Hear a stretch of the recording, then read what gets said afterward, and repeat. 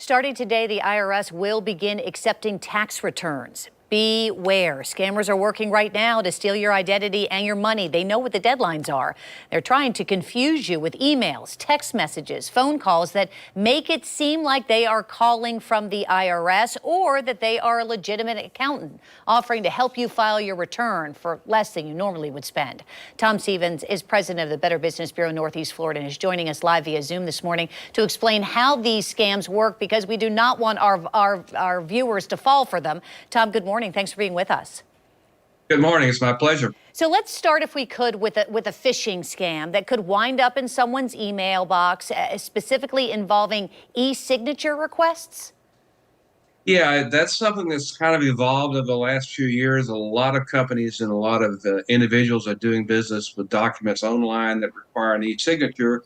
And it didn't take scammers long to figure out that's a good way to get people to open documents, click on links, etc. So you get an email that says you have a document to sign. It could say it's from the IRS. It could be just a total out of the clear blue sky, millions of them sent out hoping they'll hit someone who's in the middle of a transaction. And if you click on that link to do your e-signature, you're going to access a Word document that has some kind of malware in it that would download into your computer and do the usual things that malware does, which makes things not fun. So are there any clues then that this, email is bogus? Yeah. Number one, if you're in the middle of if you're not in the middle of a transaction, you wouldn't get an email like this. Number two, you have to know that the IRS is never, ever, ever, ever, ever going to do business like this. Everything is going to be through the mail. So the IRS or the Social Security Administration or any other government agency is not going to send you a document for an e-signature. Simple as that. So for some, filing their taxes is pretty overwhelming, right? Without getting someone to help them, like an accountant. So are there any red flags? Because this is another issue also about tax preparers that are not legitimate. Yeah, there are a couple things you need to look out for. Number one, a tax preparer whose fee is based on the amount of your refund. Therefore, they have an incentive to sort of fake things and get a larger refund. The other thing is a tax preparer that won't sign the return himself or won't put his special ID number.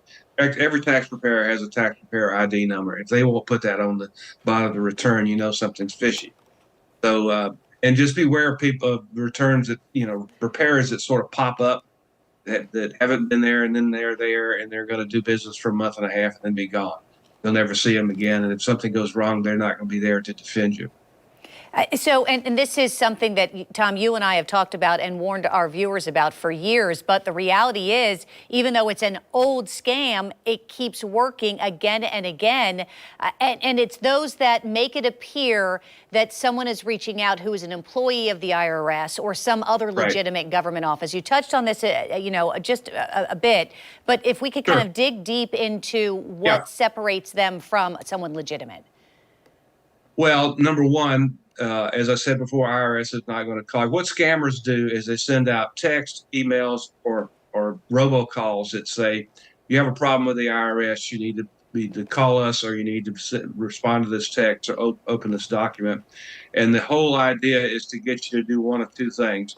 Open up your computer so they can download something in it, or two, to call them or answer the phone where they can get aggressive with you and tell you that you owe taxes, that you need to send them money right now, or we're going to cancel your Social Security number, we're going to cancel your driver's license, we're going to do this or that. And they use their red flags are, again, insist payment right now. Use some kind of payment method that cannot be returned, like Zelle or wire cards, and then again, if they threaten you with arrest, they just can't do that. IRS is never going to call you and threaten you with arrest. And you know what? If you're not sure, hang up and call the IRS directly, right, Tom? Exactly. Hang up the phone. It's the best thing you can do. And anything that's suspicious, just hang up the phone. Because if it's real, they'll call you back or they'll send you a letter. Yeah. Which is not. And that's the important part, too. They communicate with you via mail. Tom Stevens, we always appreciate your perspective. Always, always, to help our viewers to keep them from falling for these scams. My pleasure. Have a good